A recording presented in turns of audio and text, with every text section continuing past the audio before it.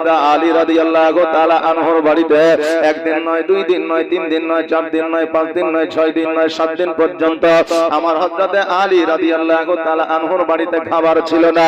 ইমাম হাসান ও হুসাইন রাদিয়াল্লাহু তাআলা আনহু ক্ষুধার যন্ত্রণায়, ক্ষুধার জ্বালা জানো বাবা ছটফট করতে আছে। এটা যদি আমরা বলি ওনাদের বিপদ ছিল, আমাদের গুনাহ হয়ে যাবে। আল্লাহ তাদেরকে পরীক্ষা করেছে। আলী শোনো রে, আজকে আমার নৈকট্য লাভ করেছো, আমার পরীক্ষায় পাস করো কিনা একবার দেখি। আমার হযরত আলী রাদিয়াল্লাহু তাআলা আনহু একবার নয়, 2 বার নয়, বহুবার আল্লাহর পরীক্ষায় পাস করে যায়। আর এই জন্যই তিনারা জগতের মধ্যে জান্নাতের সার্টিফিকেট পেয়েছেন। জোরে বলেন সুবহানাল্লাহ। বাবা আজকে যখন আমাদের রোগ হয়, বালা হয়, মুসিবত হয়, আমরা যখন বিছানাগত হয়ে যায়, অনেক মানুষ বলে লোকটা অনেক পাপ করেছিল, অনেক মানুষ বলে লোকটা গুনাহ করেছিল, এই জন্য রোগ বালা হইতেছে। বাবা রে, আমার নবীজি বলেছে রোগ ওই বান্দাকে হয় যেই বান্দাকে আমার আল্লাহ পছন্দ করে, বালা মুসিবত ওই বান্দাকে দেয় যেই বান্দাকে আমার আল্লাহ পছন্দ করে। আল্লাহর তরফ থেকে যাদের প্রতি রোগ বালা নাই, মুসিবত না, আমার আল্লাহর তরফ থেকে তাদের বাড়িতে কোনো রহমত না। এই জন্য বাবা আমাদের জগতের মধ্যে যাদের রোগ হবে, বালা হবে, মুসিবত হবে, যাদের জ্বর হবে, জ্বালা হবে, জগতের মধ্যে ওষুধ খাবেন বাবা, কিন্তু আল্লাহর প্রতি নারাজ হয়েন না। কারণ অনেক মানুষ বলে আল্লাহ কি আমাকে শুধু পাইলো, আমাকে রোগ বালা দিল, কিন্তু বাবারে জগতের মধ্যে লক্ষ্য করে দেখবে একটা মানুষও সুস্থ না। কারো না কারো কোনো না কোনো রকম ভাবে আপনার রোগ বালা দিয়েছে। কাউকে গরিব বানিয়েছে, কাউকে অভাবী বানিয়েছে, কাউকে টাকা দিয়েছে তো সুগার, প্রেসার, কোলেস্ট্রল, থাইরয়েড দিয়েছে। আমার আল্লাহ বলে বান্দারে আমি তোমাদের জগতের মধ্যে পাঠিয়েছি, কাউকে না কাউকে কোনো দিক না কোনো দিক থেকে কমতি করে রেখেছি। বান্দা আজকে যদি তোমাদেরকে একটু কমতি করে না রাখতাম, আমি আল্লাহ আছি, আমাদেরকে তোমরা স্মরণ করতে না, আমাকে তোমরা স্মরণ করতে না। বাবাজি ভাইরা, আমরা যারা সুখ পেয়ে গেছি, আমরা যারা জগতের মধ্যে চলাফেরা করেছি, আমরা অনেকেই আছি যে আল্লাহ আছে কিনা এটাই আমরা জানি না।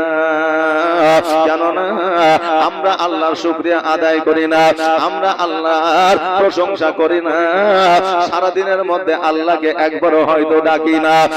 বাবা আল্লাহ তাবারাক তাআলা জগতের মধ্যে আপনাকে যেটা দিয়েছে, আল্লাহ তাবারাক তাআলা জগতের মধ্যে যেটার অধিকারী আপনাকে বানিয়েছে, আজকে হয়তো ওটা অন্য কোন বান্দাকে দেয় না। এই জন্য সর্বদা শুকরিয়া আদায় করবে। যেমনই অবস্থায় থাকেন না কেন, যেই হালাতেই থাকেন না কেন, বান্দা যদি বলে বান্দা তুমি কেমন আছো, সকল ব্যথা বেদনা যন্ত্রণা ভুলে গিয়া একবার বলবে আলহামদুলিল্লাহ আমি ভালো আছি, এটাতেই আমার আল্লাহ খুশি হয়ে যাবে।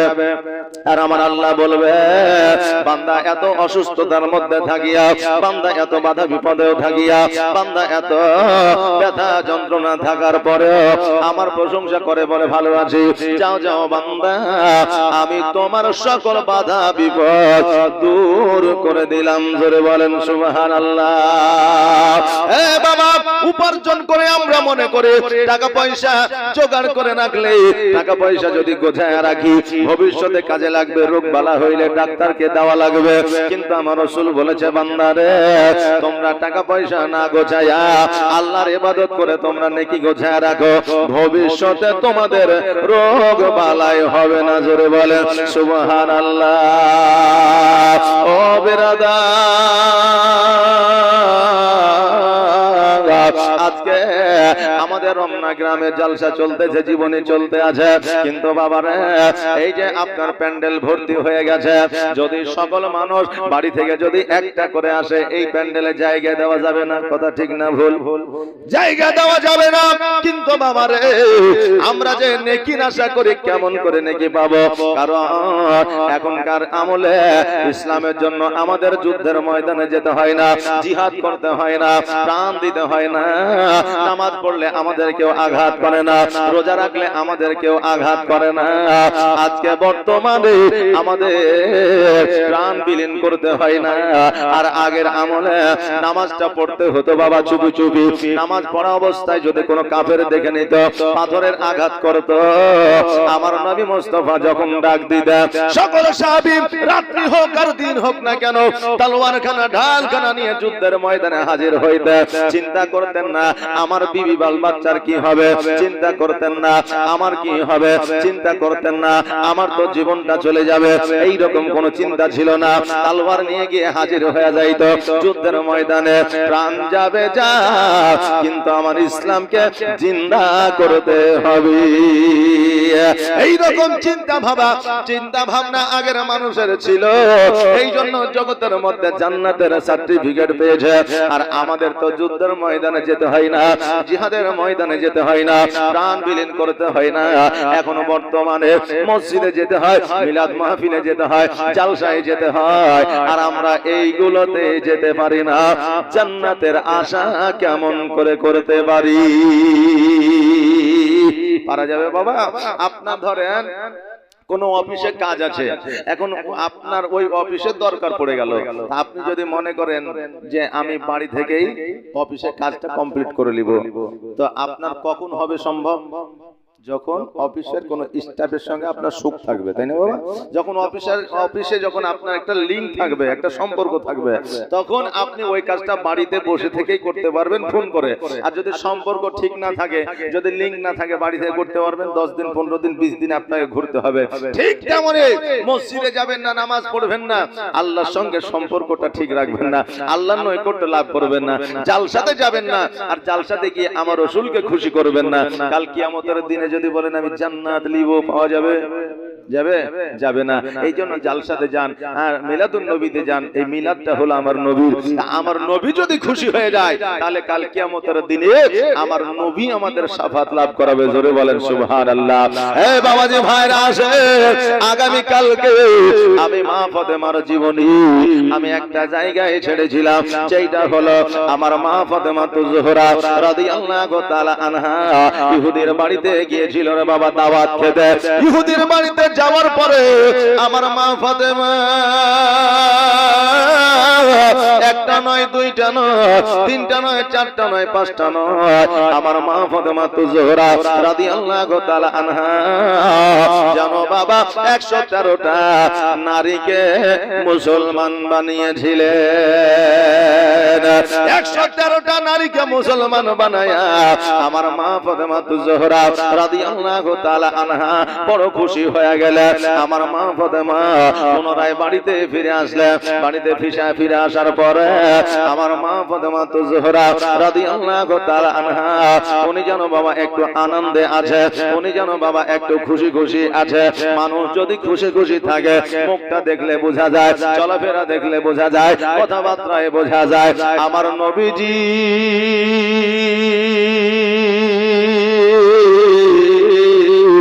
আমার মা ফাতেমাকে বলতেছে, ফাতেমা আজকে তোমার মনটা বড় ভালো আছে রে মা, আজকে তোমার মনটা আনন্দিত আছে রে মা, আজকে তোমার মনটা খুশি খুশি মনে হয় কেন? ও ফাতেমা বলো বলো, যাওয়ার সময় তোমার মনটা ভালো ছিল না, আসার সময় তোমার মনটা যেন ভালো হয়ে যায়। এ ফাতেমা বলো বলো, আজকে তোমার আনন্দ দেখিয়া, আজকে তোমার খুশি দেখিয়া আমি নবী খুশি হয়ে গেলাম।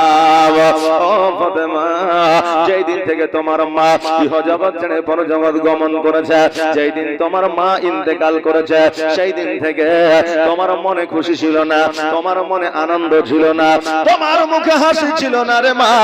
আজকে এত আনন্দ কারণটা কি বলো? কারণ আমার নবী তো সব কিছুই জানে, কারণ আমার নবী তো ইলমে গায়বের সংবাদ দেনেওয়ালা দাতা। কিন্তু আমার নবীজি ইতিহাসের পাতায় উঠায় দেওয়ার জন্য মানুষকে জানাইয়া দেওয়ার জন্য আমার ফাতেমাকে জিজ্ঞাসা করে, ফাতেমা বলো বলো তুমি কেন এত আনন্দিত হয়েছ? আমার ফাতেমা বলতেছে, আব্বা গো আজকে যে ইহুদির বাড়িতে গিয়েছিলাম দাওয়াত খাইতে, যে ইহুদি আপনাকে ঘৃণা করে, আমাকে ঘৃণা করে, যে ইহুদি আব্বা গো আপনাকে দেখতে পারে না, আপনাকে জাদুকর বলে আখ্যায়িত করে, ও আব্বা আজকে ওই ইহুদির বাড়িতে একটা নয়, দুইটা নয়, তিনটা নয়, চারটা নয়, 50টা নয়, 100টা নয়, 113টা ইহুদি কন্যাকে আমি ফাতেমা মুসলমান বানিয়েছি। ও আব্বা জান আজকে ইসলামের প্রচার প্রসার করেছি। এ বাবা আমরা ফাতেমাতুল জোহরা রাদিয়াল্লাহু তাআলা আনহাকে বাবা আমরা বলি জান্নাতের রানী। উনি একজন জান্নাতের সর্দানি, উনি আমার নবীজির বেটি ছিলেন, উনি আমার নবীজির বেটি ফাতেমা ছিলেন, আমরা এই বলে আখ্যায়িত করি। কিন্তু বাবারে আমার ফাতেমাতুল জোহরা রাদিয়াল্লাহু তাআলা আনহা উনি শুধু জান্নাতের রানী ছিলেন না, জগতের মধ্যে একজন ইসলামের প্রচার ও প্রসারক ছিলেন। জোরে বলেন সুবহানাল্লাহ। এ বাবা আজকে ফাতেমাতুল জোহরা রাদিয়াল্লাহু তাআলা আনহা জগতের মধ্যে চলাফেরা করেছে, পর্দা নিয়েছে, বাবারে পর্দা করে চলেছে। আজকে আমার ফাতেমা কোন বেগানা পুরুষের সঙ্গে কথা বলে না, কোন বেগানা পুরুষকে চেহারা দেখায় না, কোন বেগানা পুরুষের সম্মুখে যাওয়া তো দূরের কথা, ফাতেমা জগতে আছে কিনা এটাই মানুষ জানতে পারতো না। ওই ফাতেমার ব্যবহার চরিত্র দেখিয়া, ওই ফাতেমার আখলাক দেখিয়া আজকে আরবের মহিলারা, আজকে আরবের কন্যারা আমার ফাতেমার কাছে আসিয়া আমার নবীজির কালমা পড়িয়া মুসলমান হয়ে গিয়েছে।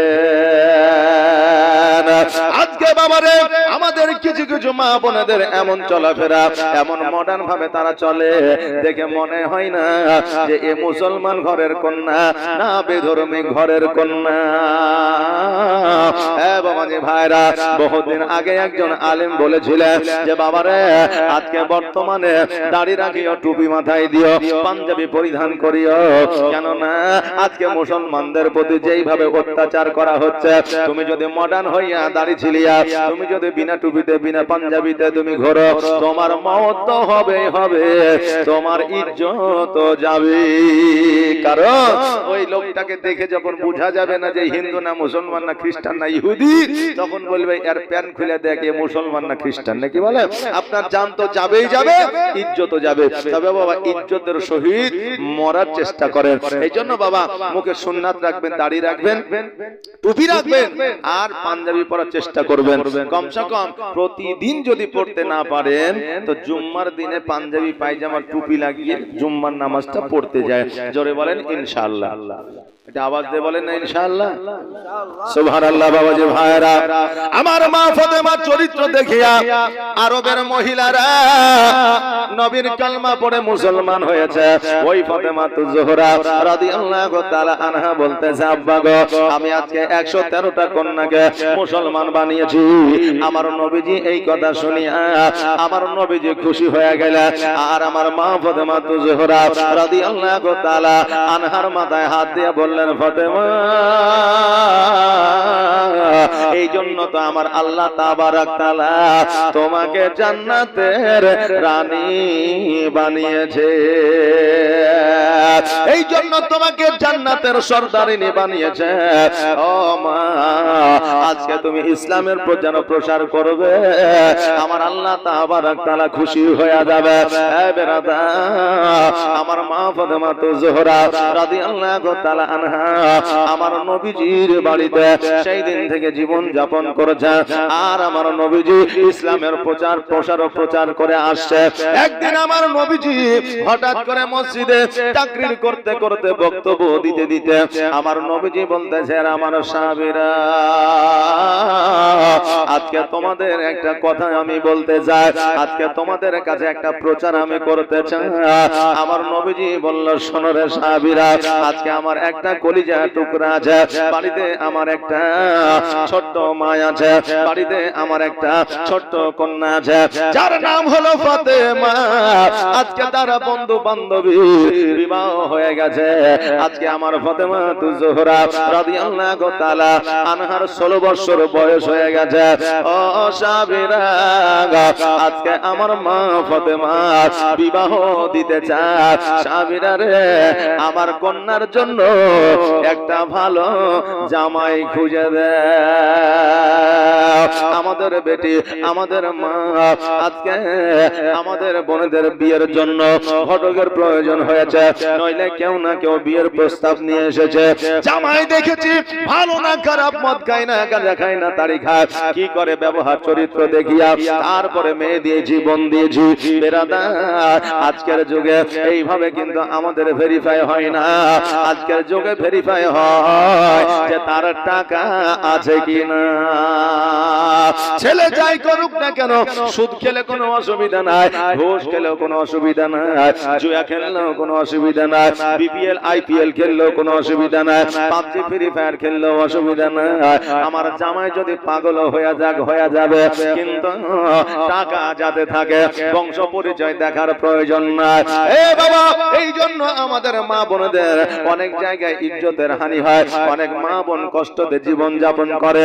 দেখবেন বাবারে, শুধু টাকা দেখলেই হবে না, বংশ পরিচয়টা দেখবেন, বংশ পরম্পরা, তাদের আখলাক চরিত্র কেমন। কারণ বংশের সঙ্গে সঙ্গে যুবকদের একটা তাল মিল থাকে। বেরাদার, ওই বংশে নামাজি আছে কিনা, ওই বংশে কোরআন তেলাওয়াত করে কিনা, করে না, ওই বংশ আহলে সুন্নাত আল জামাতের কিনা, ওই বংশটা আমার নবীকে মানে কিনা, আমরা দেখে তারপরে বিবাহ দেব। দেখবেন ওই কন্যা, ওই মহিলা সুখে জীবন যাপন করবে। আমার ফাতেমা রাদিয়াল্লাহু তাআলা আনহা জগতের মধ্যে চলাফেরা করেছে, একটু অন্যায় ছিল না, একটু দোষ ছিল না। আজকে ফুলের কলঙ্ক ছিল তো আমার মা ফাতেমার কলঙ্ক ছিল না। আমার মা ফাতেমার দোষ কেউ দেখাতে কোনোদিন পারেনি, কিয়ামত পর্যন্ত পারবে না। এই জন্য বাবারে, আমার ফাতেমাকে বিবাহ করার জন্য আরবের মধ্যে অনেকেই পাগল ছিল। আজকে আপনার রমনা গ্রামে যদি একজন মহিলা পর্দা করে, সুশিক্ষায় শিক্ষিত হয়, যদি রূপবতী, যদি গুণবতী মহিলা থাকে, ওই মহিলার বিয়ে দেওয়ার জন্য আইবাড়ি খুঁজতে হবে না, ঘটক খুঁজতে হবে না। তো আপনার বিবাহ করার জন্য দেখবেন জামাই আপনার বাড়িতে আসবে। মেয়ের ব্যবহার, আখলাক চরিত্র, পর্দা যদি থাকে, তাহলে দেখবেন বিয়ের কাজ অটোমেটিক চলে আসবে। না আসবে না? আসবে। বাবারে, আমার ফাতেমা তুজোহরা রাদিয়াল্লাহু তাআলা আনহার যখন বিবাহের কথা বললেন, সাহাবীরা বললে, হুজুর গো, আমার সঙ্গে কি দেওয়া যায় না? আরেকজন সাহাবী বললেন, হুজুর, আমার সঙ্গে কি বিবাহ দেওয়া যায় না? ওগো হুজুর, আমরা বিবাহ করার জন্য প্রস্তুত আছি, আর আপনি জামাই খুঁজতে বলছেন, কারণটা কি? আমার নবীজি বললেন, সাহাবীরা, তোমরা যারা আজকে বিয়ের প্রস্তাবে রাজি হইতেছ, আজকে তোমাদের টাকা আছে, পয়সা আছে, ধন আছে, সম্পত্তি আছে, তোমরা ধনী মানুষ, কিন্তু আমি নবীজি এমন একটা জামাই খুঁজে আমার কন্যার বিবাহ দেব, যার টাকা থাকবে না, পয়সা থাকবে না, যে হবে অভাবী, যে দিন খাটবে, দিন খাবে, আমি তার সঙ্গে আমার কন্যার বিবাহ দেব। কারণ হইল, আমার আল্লাহ নিজেই বলেছে, যাকে আমি টাকা দিয়েছি, পয়সা দিয়েছি, যাকে আমি ধন দিয়েছি, সম্পদ দিয়েছি, নিশ্চয় আমি তাকে আমার ইবাদত বান্দেগী থেকে দূরে রেখেছি। জোরে বলেন সুবহানাল্লাহ। এই জন্য আমি আমার আমার কন্যা বিবাহ এমন একজনের সঙ্গে দেব যার টাকা থাকবে না, পয়সা থাকবে না, যার জমি জায়গা থাকবে না, যার অট্টালিকা থাকবে না, একবেলা খাইবে অপর বেলা খাবে, একবেলা রোজগার করবে অপর বেলা খাইবে। আমার মেয়েকে আমার কন্যাকে অতি ভালোবাসবে।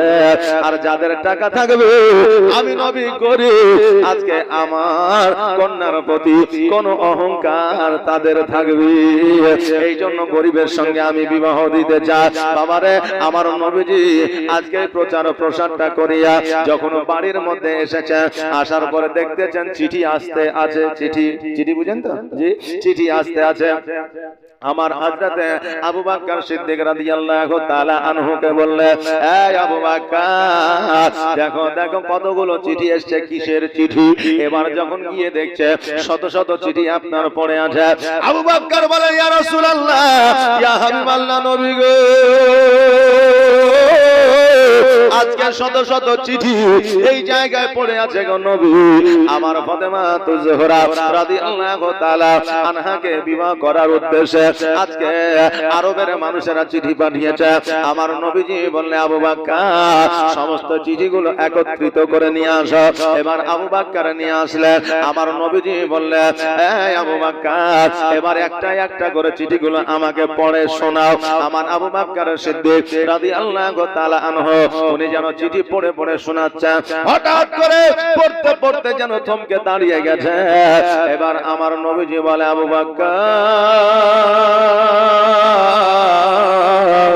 আজকে চিঠিগুলো পড়তে পড়তে দাঁড়িয়ে গেলে কেন, থমকে গেলে কেন? বলো বলো। আবু বকর বললে, হুজুর গো, এতগুলো চিঠির মধ্যে এমন একটা চিঠি এসেছে গো নবী, যার নামখানা দেখেই চমকে গেছি। বলে, কার চিঠি? আবু বকর বলে, হুজুর গো, এই চিঠিটা আরবের মধ্যে আর অন্য কারো চিঠি নয়, এই চিঠিটা হলো আমার হযরতে আলী। সঙ্গে সঙ্গে আমার নবীজি চিঠিখানা নিয়ে নিলেন। নেওয়ার পরে ঘরের মধ্যে গেলেন, কারণ পার্সোনাল চিঠি পার্সোনাল জায়গায় দেখা ভালো, এটা আমার নবীজি শিখিয়ে গেছে। অপরের চিঠি দেখতে বারণ করে গেছে, পার্সোনাল চিঠি, গোপনীয় চিঠি, যার চিঠি তাকে দিয়ে দিতে বলা হয়েছে। বাবারে আমার নবীজি চিঠিখানা যখন খুলেছে, আসসালামু আলাইকুম, ওয়া আলাইকুম আসসালাম, আমার নবীজি সালামের উত্তরখানা দিলেন। এবার চিঠিটা লক্ষ্য করে দেখছেন, জানো আমার আল্লাহ বলে দিয়েছে, হাবিব এই চিঠিটা আলী পাঠায় না, এই চিঠিটা আমি আল্লাহ পাঠিয়েছি। আজকে ফাতেমার বিবাহ জগতের কোন মানুষের সঙ্গে হবে না, তাই আমার ফাতেমার বিবাহ জগতের হযরতে আলীর সঙ্গে বিবাহ হবে। আমি আল্লাহ আলীর বিবাহ ফাতেমার সঙ্গে জান্নাতে পড়ায়া দিয়েছি। নবী গো, তুমিও জগতে পড়ায়া দাও। নবী আমার আবু বকর সিদ্দিক রাদিয়াল্লাহু তাআলা আনহুকে ডাক দিলেন। দেওয়ার পরে বলে, আবু বকর আজকে আমি যে বিবাহের প্রচারটা আমি আরবে করেছি, কিন্তু আমার আল্লাহ আলীর সঙ্গে বিবাহটা পড়া দিয়েছে, কিন্তু আমি যে প্রচার করেছি আজকে যদি আলীর সঙ্গে বিবাহ দিয়ে দিই, আজকে আরবের মানুষেরা বলবে, দেখ রে দেখ, আজকে আলীর সঙ্গে যদি বিবাহ দেবে, বিয়ের প্রচারটা কেন করেছে, জামাই কেন খুঁজতে বলেছে, এই কথা হয়তো আরবের মানুষেরা বলবে। অতএব শোনো রে, আমি নবীজি আজকে আবু বকর তুমি এলান করে দাও, প্রচার করে দাও আরবের মধ্যে, যে আগামী কালকে যে কোরআন তেলাওয়াত করে একটা খতমের সব হাসিল করতে পারবে, সবার আগে আমি নবীজি তার সঙ্গে আমার ফাতেমার বিবাহ দিয়ে দিব। কম্পিটিশন রাখা হইল। আজকে চিঠি দিয়ে লাভ হবে না, আজকে পত্র দিয়ে লাভ হবে না। যারা সর্বপ্রথম কোরআন তেলাওয়াত করে একটা খতমের সব হাসিল করবে, আমি নবী তার সঙ্গে বিবাহ দিয়ে দিব। আজকে আবু বকর বলে, ইয়া রাসূলুল্লাহ, ইয়া হাবিবাল্লাহ, নবী গো, আজকে এই প্রতিযোগিতা, আজকে যদি কম্পিটিশনে যদি আবু বকর বলতেছে, যদি আমার হযরতে আলী রাদিয়াল্লাহু তাআলা আনহু যদি না পারে, তবে কি হবে গো নবী? আমার নবীজি বলে, আবু বকর তুমি কি জানো না আমি হলাম ইলমের ঘর, আমি হলাম ইলমের শহর, আমি হলাম জ্ঞানের শহর, আর ওই জ্ঞানের দরওয়াজা আর ওই ইলমের দরওয়াজা আমার হযরত আলী। জোরে বলেন সুবহানাল্লাহ। আমার আলী রে, আজকে জগতের মধ্যে ইলমের দরওয়াজা, অতএব আলীর আগে কেউ খতম তুলতে পারবে না। আবু বকর সিদ্দিক রাদিয়াল্লাহু তাআলা আনহু উনি যেন বাবা এলান করে দিলেন আগামী কালকে সকালবেলা মসজিদে আসিয়া যারা কোরআন তেলাওয়াত করে, যারা এক কদমে সব হাসিল করবে, আমার ফাতেমার সঙ্গে তার বিবাহ হবে। পরের দিন সকালবেলা আপনার হিন্দু, মুসলিম, ইহুদি, খ্রিস্টান, নাসারা সকল মানুষ আসিয়া যেন কোরআন তেলাওয়াত করেছে আমার ফাতেমাকে বিবাহ করার উদ্দেশ্যে। এবার আপনি বলবেন হুজুর গো, কোরআন তো আরবি ভাষায় লেখা, কোরআন তো আরবি বাক্যে লেখা, আজকে কেমন করে বেধর্মীরা পড়তে পারলো? এ বাবা, আজকে আমরা বাঙালি, আমরা বাংলা ভাষায় যে কোনো কিতাব, যে কোনো বই যদি লেখা থাকে আমরা সেটা পড়তে পারি, সে যে ধর্মেরই হোক না কেন, সে যে ধর্মেরই হোক না কেন সে পড়তে পারবে। আরবের ভাষাটাই ছিল আরবি ভাষা। আজকে ইহুদি, নাসারা, খ্রিস্টান, মূর্তি পূজারী, চন্দ্র পূজারী, সূর্য পূজারী সবাই যেন আরবি পড়তে পারবে, এই জন্য সবাই সম্মানের সহিত যত্ন সহকারে কোরআন তেলাওয়াত করতেছিল। আবু বকর রাদিয়াল্লাহু তাআলা আনহু যখন বাবা লক্ষ্য করলো সকলকে দেখা যায় কিন্তু আমার আলীকে দেখা যায় না, আবু বকর যাইয়া আমার নবীজিকে বলতেছে, ইয়া রাসূলুল্লাহ, ইয়া হাবিবাল্লাহ, নবী গো, আজকে ওই প্রতিযোগিতায়, আজকে এই কম্পিটিশনে আজকে আলীকে দেখা যায় না। নবী আমার বলে, আবু বকর দেরি নয়, দেরি নয়, জলদি করে যাও, আমার আলী কোথায় আছে, আর আলীকে নিয়ে এসে তুমি কোরআন তেলাওয়াত করতে বলো। আমার আবু বকর সঙ্গে সঙ্গে জানো আমার হযরত আলীকে খোঁজাখুঁজি করতে আরম্ভ করলেন। আজকে খুঁজতে খুঁজতে যেন কোনো জায়গায় পাওয়া যায় না, হঠাৎ করে দেখছে যেন আমার আলী রাদিয়াল্লাহু তাআলা আনহু কয়েকটা ছাগল বকরি নিয়ে যাইয়া জঙ্গলের মধ্যে চড়াই করতেছে, আর আমার আলী একটা ফাঁকা জায়গায়, খালি জায়গায় আপনার মাটির মধ্যে যেন শুয়ে আছে। আবু বকর যাইয়া বলল, হে আলী, তুমি কি জানো না আজকে ফাতেমার বিবাহ তোমার সঙ্গে দেবে।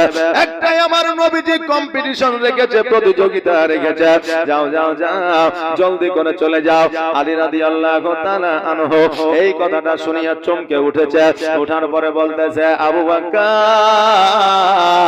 আজকে আমার নবীজি আমার সঙ্গে কি ফাতেমার বিবাহ দেবে? কারণ হইল আমি হলাম গরিব মানুষ, আমার ঘর নাই, বাড়ি নাই, আমার জায়গা নাই, জমি নাই, আমার খেজুর গাছ নাই রে, আমার ছাগল নাই, বকরি নাই, আমার দুম্বা নাই, উট নাই, আমার ফাতেমার কত বিবাহের কাজ আসিবে, আমি গরিব, আমার সঙ্গে কি দিবে? আবু বকর বলে, আলী রে, তুমি জানো না আমার নবী তো তোমার সঙ্গে ফাতেমার বিবাহ দেবে, কিন্তু আমার আল্লাহ জান্নাতের মধ্যে তোমাদের বিবাহ পড়ায়া দিয়েছে। কিন্তু আলী, আমার নবীজি যে প্রতিযোগিতা রেখেছে ওই প্রতিযোগিতায় তোমাকে পাস করতে হবে, ওই প্রতিযোগিতায় তোমাকে 1 নম্বরে হতে হবে। বলে কি প্রতিযোগিতা? বলে কোরআন তেলাওয়াত করে যে একটা খতমের সব আগে হাসিল করবে তার সঙ্গে ফাতেমার বিবাহ হবে। আলী বলতেছে, ওটা তো আমার 1 মিনিটের কাজ। বলে বারে 1 মিনিটের কাজ? বলে হ্যাঁ। বলে একটা পারা পড়তে গেলে যত বড় হাফিজ হোক না কেন মিনিমাম 14 থেকে 15 মিনিট লাগে। আজকে তুমি 1 মিনিটে খতম হয়ে তুমি সব হাসিল করবা, এটা কি করে সম্ভব? বলে আমার কাছে এটা ছেড়ে দাও। আমার আবু বকর বলে, হে আলী, তবে তুমি দেরি করিও না, দেরি করিও না, জলদি করে যাও।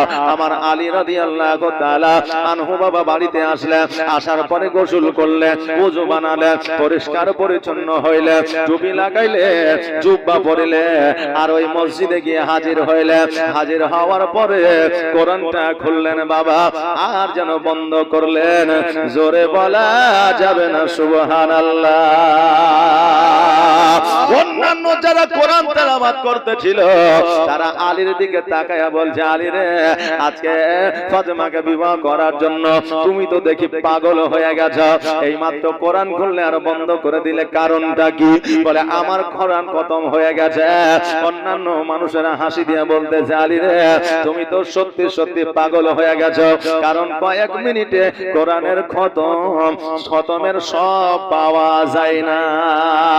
আলী বলতেছে, আরববাসীরা, আজকে আমি আলী পাগল হয়ে নাই, আজকে তোমরা পাগল হয়ে গিয়েছ, আমি সঠিক জায়গাতে আছি। এই খবরটা আমার নবীর কানে পৌঁছায় গেল। আমার নবী আসিয়া বলতেছে, আলী রে, আজকে তুমি কোরআন খুললে আর বন্ধ করলে, কারণটা কি? আজকে কি তুমি কোরআনের খতমের সব পেয়ে গিয়েছ? আমার আলী রাদিয়াল্লাহু তাআলা আনহু বলতেছে, নবী গো, আপনি একদিন তাকরীরের মাধ্যমে, আপনি একদিন বক্তব্যের মাধ্যমে বলতেছিলেন, ইয়া রাসূলুল্লাহ, আপনি বক্তব্যের মধ্যে বলে দিয়েছিলেন তিনবার যে সূরা ইখলাস পড়বে, তিনবার যে সূরা কুল হুয়াল্লাহ পড়বে, তারা একটা খতমের সব পেয়ে যাবে। ওগো নবীজি, আপনার কথা মোতাবেক আমি সূরা ফাতিহা থেকে সূরা নাস পর্যন্ত পড়ি না, আমি তিনবার ইখলাস সূরা পড়েছি, একটা কোরআনের খতম পেয়ে গেছি, একটা কোরআনের খতমের সব পেয়ে গিয়েছি। আমার নবী বলে, রে আরববাসীরা, তোমরা আর পড়িও না, কারণ হইল আমার আলী একটা খতমের সব হাসিল করে নিয়েছে। জোরে বলেন সুবহানাল্লাহ।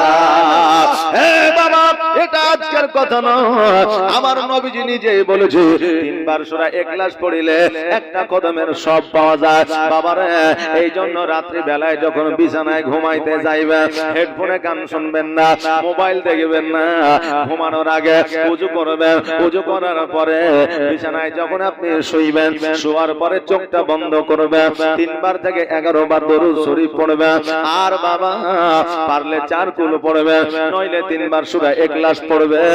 যতক্ষণ পর্যন্ত ঘুমাবে ততক্ষণ পর্যন্ত আপনি কোরআন তেলাওয়াতের সওয়াব পেয়ে যাবেন।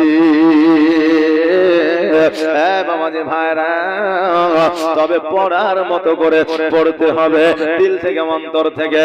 বেরাদার, আমার নবী বললেন, রে আমার সাহাবীরা, আর কোরআন তেলাওয়াত করিও না, কারণ এই প্রতিযোগিতায় আমার আলী 1 নম্বরে এসেছে। জোরে বলেন সুবহানাল্লাহ। আর প্রেমের খেলা খেলছো দয়াল রে দয়া, তোর খেলা চমৎকার, না পাকে মানুষ বানায়া আমি লাজবা যার রে, প্রেমের খেলা খেলছো দয়াল রে। তুমি কাউকে দিলা 10টা সন্তান, জায়গা জমি না, আবার কাউকে দিলা কোটি টাকা, একটাও সন্তান নাই। জোরে বলেন সুবহানাল্লাহ। তুমি কাউকে দিলা 10টা সন্তান, জায়গা জমি না, আবার কাউকে দিলা কোটি টাকা, একটাও সন্তান নাই। আবার মরার পরে কাঁধে করে কবরে নামাবে কে তার রে, প্রেমের খেলা খেলছো দয়াল রে দয়া, তোর খেলা চমৎকার, আর না পাকে মানুষ বানায়া আমি লাজবা যার রে, প্রেমের খেলা খেলছো দয়াল রে। ও বাবাজি ভাইরা, আমার হযরতে আলী রাদিয়াল্লাহু তাআলা আনহুকে ডাক দিলে, দেওয়ার পরে বলে, আলী রে, আজকে আমার বেটি ফাতেমাকে যে বিবাহ করবা, আমার বেটির সঙ্গে তোমার বিবাহ হবে। তবে আলী শোনো, আজকে কি তোমার কাছে মোহরানার টাকা আছে?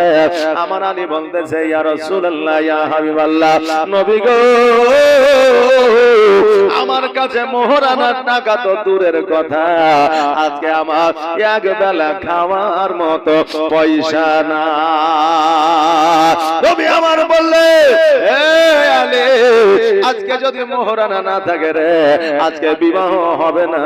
এই জন্য মোহরানার টাকা তোমাকে ব্যবস্থা করতে হবে। আলী যেন চুপ করে দাঁড়িয়ে আছে। নবী আমার বলতেছে, আলী, আজকে তোমার বাড়িতে কি কি আছে বলো।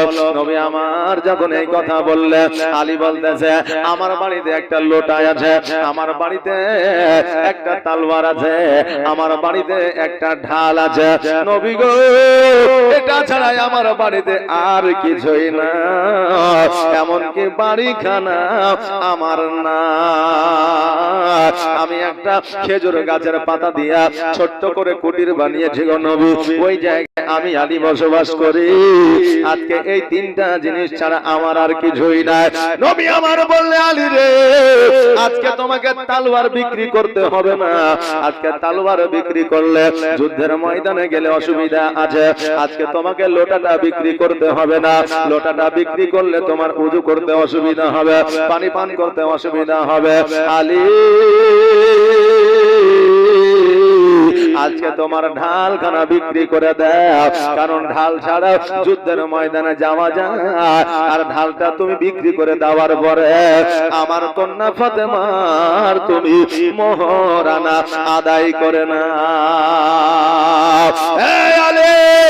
আজকে তুমি ঢালটা বিক্রি করে দাও, পরবর্তীতে আবার তুমি ঢালটা কিনে নিবে, তোমার কোনো অসুবিধা হবে না। আমার আলী রাদিয়াল্লাহু তাআলা আনহু যখন এই কথা শুনলেন, সঙ্গে সঙ্গে বাড়িতে গেলেন, যাওয়ার পরে ঢালখানা নিলেন। আর ঢালখানা নামার পরে আমার নবীজির কাছে হাজির হইলেন। নবী আমার বলে, আলী রে, আমার কাছে এসেছো ভালো কথা, তবে বাজারে যাও, আর যাওয়ার পরে ঢালটাকে বিক্রয় করো। আমি ততক্ষণ এই জায়গায় দাঁড়িয়ে আছি, আমি এই জায়গায় মসজিদে আমি থাকছি, তুমি যতক্ষণ পর্যন্ত না আসবে ততক্ষণ পর্যন্ত আমি কোথাও যাব না।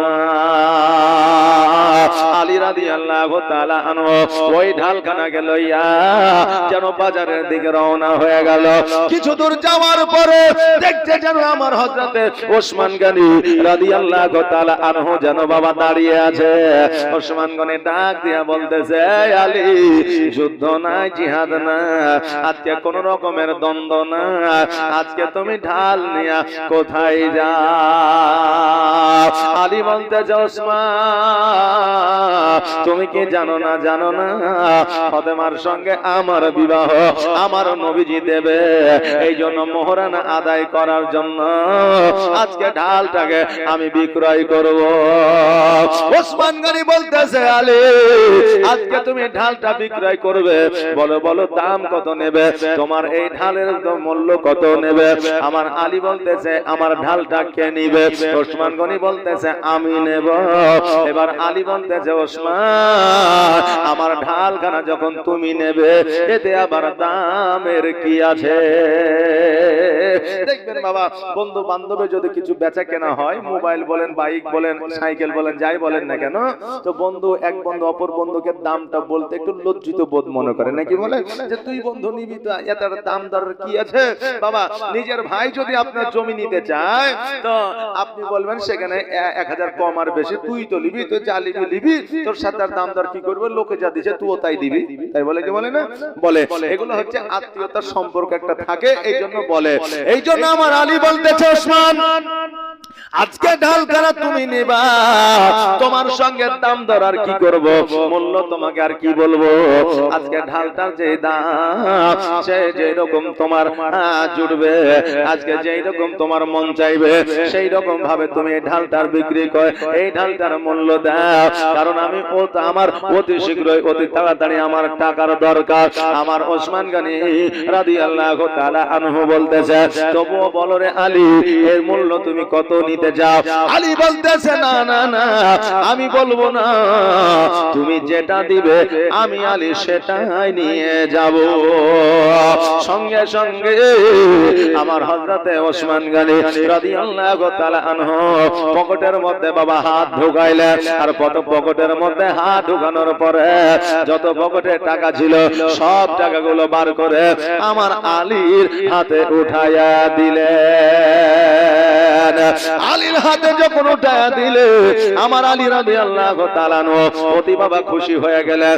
এই জন্য খুশি হইলে যে আলী রাদিয়াল্লাহু তাআলা আনহু এতগুলো টাকা একসঙ্গে কোনদিন দেখে না। আলী বলতেছে ভাই তোমার ঢাল তুমি না, আর আমি আমার নবীজির কাছে যাই, ঢালখানা দিয়া আমার আলী রাদিয়াল্লাহু তাআলা আনহু যেন বাবা চলতে আরম্ভ করেছে। ওসমান গনি পেছন থেকে ডাক দিয়ে বলতেছে, এই আলী এত তাড়া কিসের, এত দ্রুত বেগে যাও, কারণটা কি? আমার একটা কথা তুমি শুনে যাও। আলী বলতেছে, ওসমান আজকে আমার জন্য আমার নবী দাঁড়ায় আছে, আজকে যদি নামে আমার নবী যদি আমার প্রতি বেজার হয়ে যায় আমি কিয়ামতের দিন জবাব দিতে পারবো না। এই জন্য দ্রুত বিক্রি করে আমার নবীর কাছে হাজির হতে চায়। ওসমান গনি বলে, আলী আজকে ফাতেমার সঙ্গে তোমার বিবাহ, আজকে তোমার যদি টাকা থাকতো পয়সা থাকতো তবে কি আমাদের দাওয়াত তুমি করতে না? আলী দুই চোখের পানি ছেড়ে দিয়ে বলে, ওসমান আজকে যদি আমার টাকা থাকতো পয়সা থাকতো অট্টালিকা থাকতো জমি জায়গা যদি থাকতো আজকে তোমাকে দাওয়াত করে খাওয়ানো তো দূরের কথা, আজকে সারা আরো বাসীদের দাওয়াত করে খাওয়াইতাম। জোরে বলেন সুবহানাল্লাহ। বাবা জগতের মধ্যে লক্ষ্য করে দেখবে আল্লাহ যাকে টাকা দিয়েছে তার বাবা মন মানসিকতা না, আর আল্লাহ যাকে টাকা দেয় না তার বাবা মন মানসিকতা ভালো। কারণ হইল একটা ফকির দেখবে রাস্তা দিয়ে চলে যাচ্ছে, দেখবেন ধনী মানুষেরা ওই ফকিরকে টাকা পয়সা খুব কমই দেয়, দেখবেন গরিবেরাই গরিবের মূল্য বোঝে, এই জন্য গরিবেরাই ওই ফকিরটাকে আপনার সহযোগিতায় হাতটা বাড়িয়ে দেয়। এই জন্য বাবারে আমার আলী রাদিয়াল্লাহু তাআলা আনহু বলতেছে, এ ওসমান আজকে যদি আমার টাকা থাকতো পয়সা থাকতো যদি আমার ধন সম্পত্তি থাকতো আমি আমার সমস্ত আরো বাসীদের দাওয়াত করে খাওয়াইতাম। ওসমান বলে, আলী আজকে তুমি দাওয়াত করে খাওয়াইলে আজকে আমাকে একটা উপহার দিতে হতো নাকি বলেন? দাওয়াত খেতে গেলে আমরা উপহার দিত, উপহার দেওয়া যাবে, উপহার নেওয়াও যাবে। এ বাবা আমার ওসমান গনি বলতেছে, তুমি দাওয়াত করলে তোমার বাড়িতে খাইতাম, তোমার বাড়িতে যাইতাম, তোমাকে একটা উপহার আমাকে লাগতো। বলে হ্যাঁ। বলে আলী রে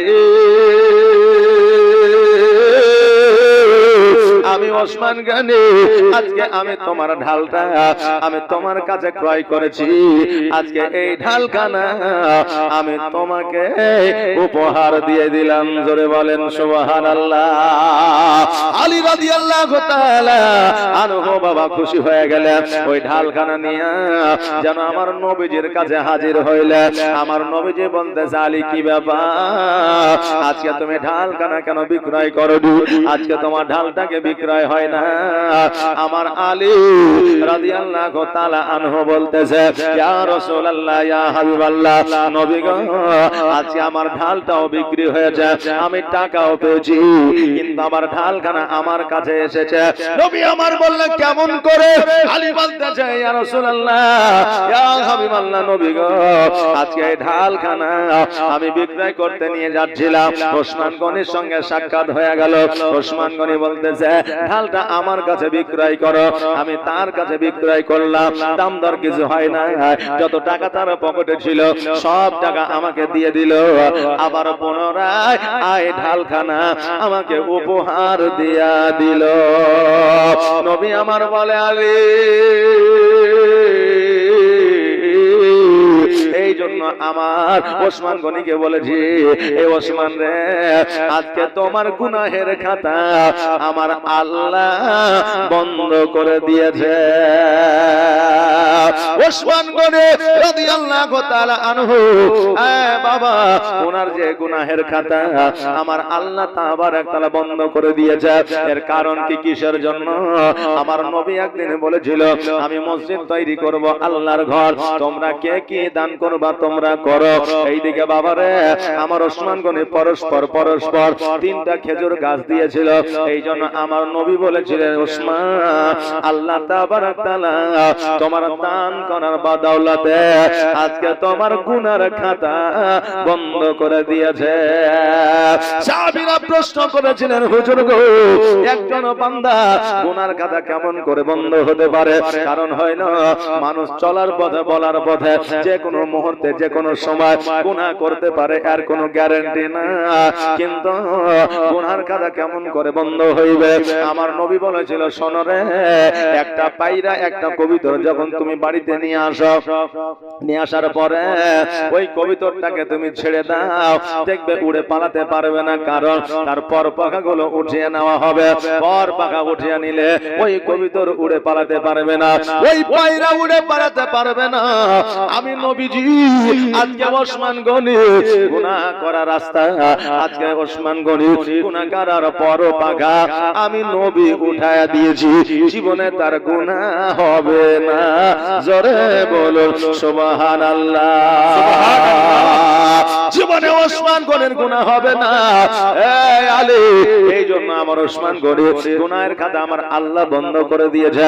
কারণ ওসমানকে আমার আল্লাহ টাকা দিয়েছে, পয়সা দিয়েছে, ধন দিয়েছে, সম্পদ দিয়েছে, খেজুরের বাগান দিয়েছে, কিন্তু আমার আল্লাহ তাকে মন ভালো দিয়েছে। জোরে বলেন সুবহানাল্লাহ। বাবাজি ভাইরা, আজকে ওই ওসমান গনি রাদিয়াল্লাহু তাআলা আনহু আমার আলীকে ঢালখানা পুনরায় আপনার উপহার দিয়েছিলেন। আলী রাদিয়াল্লাহু তাআলা আনহুকে আমার নবীজি বলে, আলী রে, তবে টাকাগুলো দাও।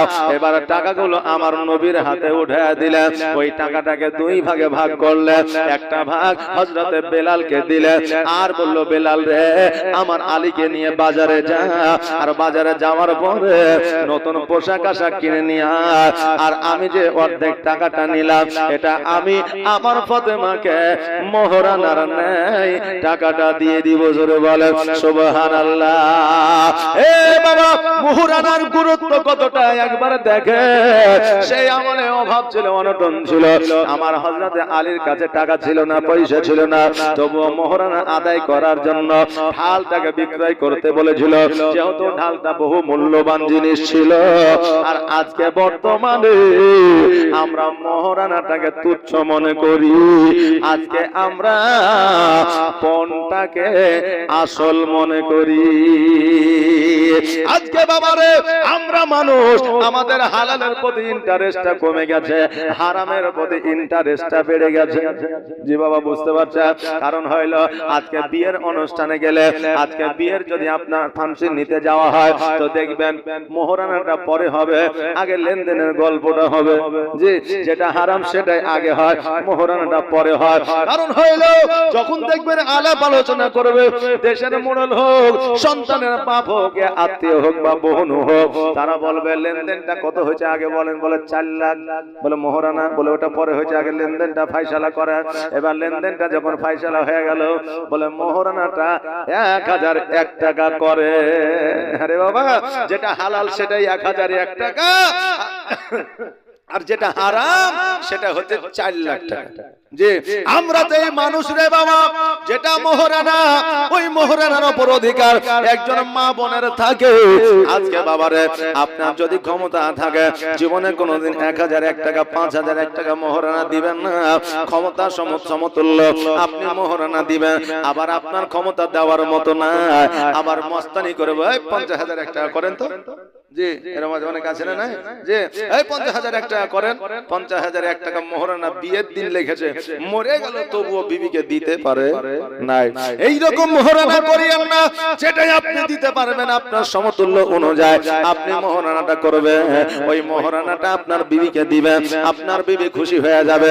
আর আপনার বিবিকে সারা জীবন মোহরানা না দিয়া আজকে বিবির সঙ্গে ঘর সংসার করলে কাল কিয়ামতের দিনে ওই মোহরানার জন্য আপনাকে দণ্ডায়মান হতে হবে, জবাব দিতে হবে কিয়ামতের দিনে। আরে বাবা এই জন্য পণটাকে ছাড়ে আগে মোহরানাটা আদায় করে। এখন আমরা মানুষ দেখেন আমাদের মায়েরাও বুঝলেন একটু আপডেট মানে চালাক, আমাদের বাপজিরা এখন বর্তমানে চালাক। বেরাদার বিয়েতে যাচ্ছে, যাওয়ার পরে দেখেন 4 লাখ টাকা পণ দিচ্ছে। এই বাবা কথা বলিয়েন না, কথা না নাকি, চুপ করে বসেন, ইনশাআল্লাহ দেখবেন ফায়েজ ও বরকত পাবেন। তাই বিয়েতে গেছে, যাওয়ার পরে বুঝলেন বিয়ে পড়াচ্ছে, সাক্ষী অমুক, উকিল অমুক, এ অমুক সে অমুক লিখে দিল। লিখে দেওয়ার পরে এখন মেয়ের বাপ দিচ্ছে 4 লাখ টাকা। এসে বলছে যে রেজিস্ট্রার সাহেব আপনি ওই 4 লাখ টাকাটাও খাতায় তুলে দেন। তখন ছেলের বাপ বলছে ওহো এটা তো কথা ছিল না, মানে 4 লাখ লিবে কিন্তু খাতায় তোলা হবে না। তাহলে কি করবে, যদি মেয়ের যদি আমার জীবনে কোনোদিন কিছু হয় তাহলে 4 লাখ টাকা তো আমি ঘুরিয়ে পাবো না, বিচার করে দিবে না, তাহলে কি করব? তো ছেলের বাবা যুক্তি দিচ্ছে এক কাজ করেন ভাই, এই দেখেন ওই আপনি এই 4 লাখ টাকা যেটা পণ দিচ্ছেন ওই টাকাটা মোহরানার খাতায় তুলে দেন। তাহলে মোহরানার খাতায় তুলে দিলে কোনোদিন যদি কিছু হয়ে যায় তাহলে টাকাটা আপনি পুরো রিটার্ন পেয়ে যাবেন। কথা বুঝতে পারলেন না? এই যুক্তিতে বুঝলেন যেটা মেয়ের বাপ দিচ্ছে ওটা কি মোহরানা করে দিচ্ছে। এখন বলছে ভাই আমি তো 4 লাখ দিলাম, তো মোহরানাটা কই, ওইটা তো তুললেন না। তো ওইটা তুলে আর কি করব, যে 4 লাখ দিলেন যদি কিছু হয় তো ওই 4 লাখে দিতে পারবো কিনা, তো ওটাই তোলেন, মোহরানা আর নিতে হবে না। এইরকম জগতে মানুষ অনেক আছে। আচ্ছা বলে ওই পরিবার থেকে ওই নারী পুরুষ যদি মনে করে যে আমার একটা মুমিন সন্তান নিব, হবে যে হবে হবে না, যেহেতু মোহরানা আদায় করলো না। হে বাবা শরীয়তের মধ্যে, ইসলামের মধ্যে মোহরানার একটা গুরুত্ব আছে রে বাবা। মোহরানা অতি অবশ্যই আদায় করবে। মোহরানা আদায় না করলে রে বাবা বিবাহ সহি সম্পূর্ণ হবে না শরীয়ত মতে। হে বাবা যে ভাইরা, আমার নবী মুস্তাফা সাল্লাল্লাহু তাআলা আলাইহি ওয়াসাল্লাম ওই বাবা টাকাটা নইয়া আমার মা ফাতেমার কাছে গেলেন। যাওয়ার পরে বাড়িতে যাইয়া সালাম দিলেন, আসসালামু আলাইকা ইয়া আহলাল বাইত। আমার মা ফাতেমা ওয়ালাইকুম আসসালাম উত্তরখানা দিলেন। দরওয়াজাটা খুললেন, বলে আম্মা গো এতক্ষণ কোথায় ছিলেন, কোন জায়গায় ছিলেন? নবী আমার বলে ফাতেমা আর বলিও না রে মা, আজকে তোমার বিবাহ আমি ঠিক করে ফেলেছি। আজকে তোমার বিবাহের জন্য আমি জামাই খুঁজে ফেলেছি। ও ফাতেমা আজকে তোমার জন্য কোন জামাই, কোন স্টাইলিশ জামাই আমি খুঁজি না, কোন ধনী জামাই আমি খুঁজি না, কোন অট্টালিকার জামাই আমি খুঁজি না। এ ফাতেমা আজকে তোমার জামাই হিসেবে যাকে বেছে নিয়েছি, যার নাম হলো হযরত আলী। আজকে তার জমি নাই, জায়গা নাই, টাকা নাই, পয়সা নাই। আজকে সে একজন ছাগল বকরি চড়া, যাকে আমরা বাংলা ভাষায় রাখাল বলি। আমার ফাতেমা বলতেছে আব্বা গো, আব্বা এই কথা আর আপনি বলিয়েন না, কারণ আমার স্বামী চাহে রাখাল হোক, আমার স্বামী চাহে গরিব হোক, আমার স্বামী চাহে দরিদ্র হোক, আমি ফাতেমা আমার স্বামী আমার কাছে সর্বসেরা রাজা মহারাজা। জোরে বলেন সুবহানাল্লাহ। এরে মা আজকে তোমার স্বামী যেমনই হোক না কেন, আজকে তোমার স্বামীর টাকা পয়সা থাকিয়া না থাক, আজকে তোমার স্বামী তোমার কাছে রাজা, আজকে তোমার স্বামী তোমার কাছে হিরো, আজকে তোমার স্বামী তোমার কাছে নায়ক। আজকে যারা স্বামীকে হিরোর পর্যা দেবে না, আজকে যারা স্বামীকে আজকে আপনার মনোনীত খাতায় যারা স্বামীর নামটা লিখবে না, আজকে তারা আমার ফাতেমার সঙ্গে জান্নাতে যাবে না।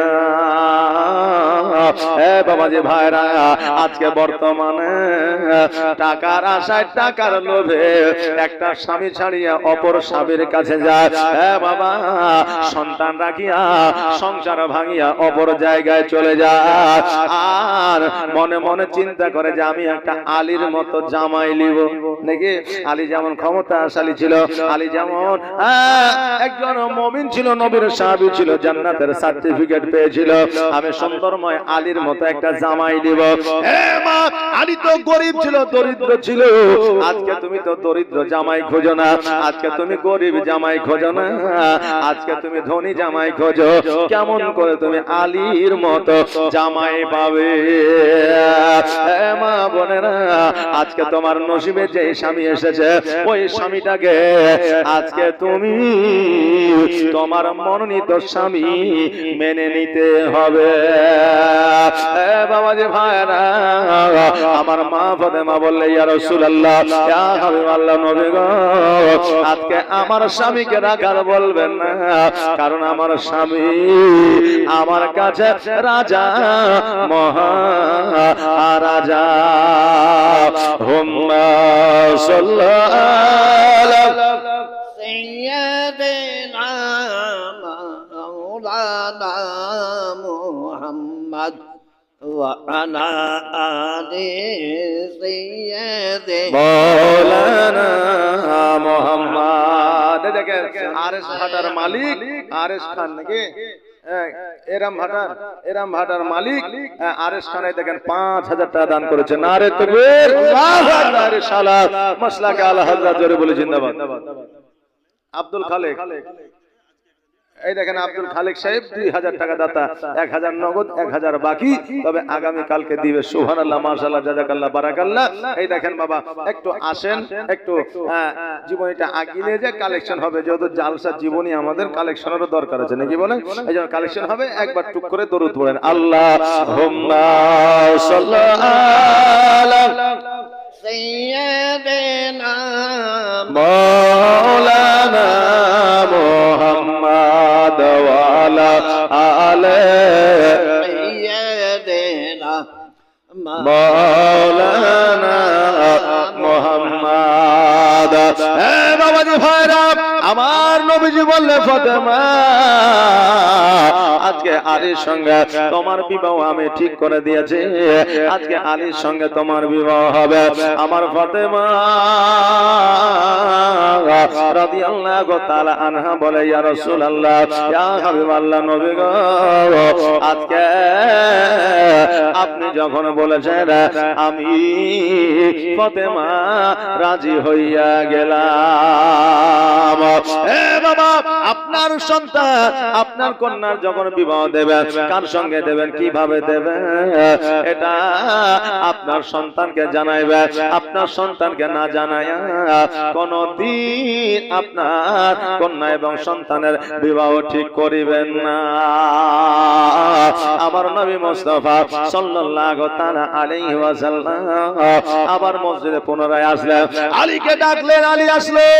আসার পরে আমার নবীজি বিবাহটা পড়াইলেন মসজিদের মধ্যে।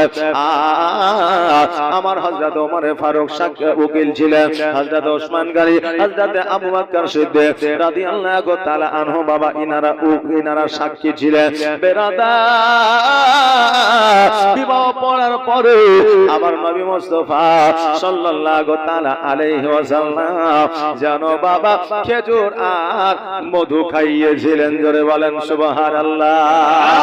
আজকে বাবা আমরা বিবাহ করতে গেলে আজকে যদি আমরা বাতাসা আর সিন্নি মিষ্টি যদি নিয়ে যাই, খেজুর যদি নিয়ে যাই, আজকে অনেকেই বলে এগুলো দেওয়া যাবে না, কিন্তু বাবারে এটা দেওয়া হলো আমার নবীর সুন্নাত। এ বাবা হযরত আলী রাদিয়াল্লাহু তাআলা আনহুর বিবাহ আমার মা ফাতেমার সঙ্গে হয়ে গেল।